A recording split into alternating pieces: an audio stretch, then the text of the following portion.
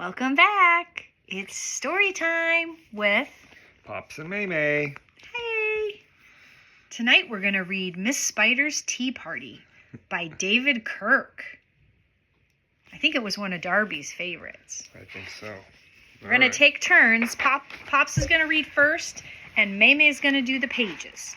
All right, here we go. Mrs. Spider's Tea Party. One lonely spider sipped her tea while gazing at the sky. She watched the insects on the leaves and many flying by. If I had friends like these, she sighed, who'd stay with me a while, I'd sit them down on silken chairs and serve them cakes and tea. Two timid beetles, Ike and May, crept from the woodwork that same day. But when Miss Spider begged, "Please stay," they shrieked, "Oh no," and dashed away. Three fireflies flew inside that night, their spirits high, their tails alight. They spied the web and squeaked in fear, "We'd better get the heck out of here." The little trio did not feel they'd care to be a spider's meal.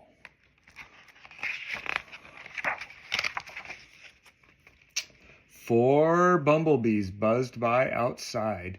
"Please come to tea," Miss Spider cried.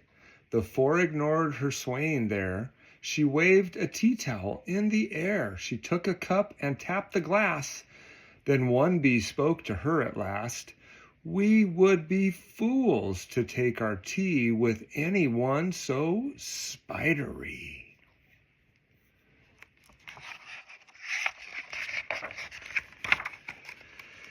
Within the shadows of the room, just peeking from behind a broom, five grinning faces bobbed and peered. Miss Spider smiled, her heart was cheered. Descending for a closer look, she danced into the gloomy nook, but sadly found those jolly mugs belonged, alas, to rubber bugs. Oh no, they weren't friends for her. She was sad. Some ants strode in, they numbered 6, but ants with spiders will not mix. She brewed them tea from hips of roses, the proud platoon turned up their noses. Look at those ants. Wow. A fine bouquet concealed its prize of 7 dainty butterflies. Miss Spider, watching from the wall, was not aware of them at all. Oh, she missed it. Now Mae Mae takes over. The tea table was set for 8, with saucers, cups, and silver plate. The cakes were fresh, the service gleamed, yet no one would arrive, it seemed. Her company in no demand left her a cup for every hand. That's a pretty picture. 9 spotted moths kept safe and warm in shelter from a thunderstorm. They stood beneath an open sash and watched the jagged lightning flash. Miss Spider dropped down on a thread, a silver tray above her head. She'd hoped to please them, but instead... Oh.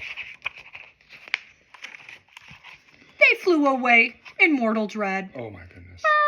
So scary. They're scared. Okay. "They've left me all alone," she cried. She dabbed her eyes and sadly sighed. "It's plain no bug will ever stay." Her tears splashed down upon the tray. Very sad, Spider. 10 tiny steaming cups of tea were perched atop her trembling knee. She sipped and sobbed, then heard a cough, and turned to see a small wet moth, a fragile thing so soaked by rain, his wings too damp to fly again. She smiled and took a checkered cloth to cloak the frail and thankful moth. There's the moth. They talked and snacked on tea and pie until his tiny wings were dry. Then lifting him with tender care, she tossed him gently in the air. Bye-bye. That was nice of her. The moth told Ike, then Ike told Mae, who went from bug to say, All these bugs. there is no reason for alarm. She's never meant us any harm. So later on that afternoon, assembled in the dining room, 11 insects came to tea to share Miss Spider's courtesy. 12 tender violets in a vase, presented at Miss Spider's place. Set by her chair so neatly spun, she munched the blossoms one by one. Her friends were glad to watch her feast upon the floral centerpiece. It was a great relief to see she ate just flowers and drank just tea. Miss Spider's reputation grew. Before too long, our hostess knew each bug who crawled or hopped or flew, and all their lovely children too. Look at her. There she is. She's happy, Mrs. Spider.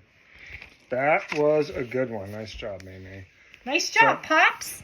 That was a good one. All right. Until next time, we love you. Bye-bye. Bye-bye.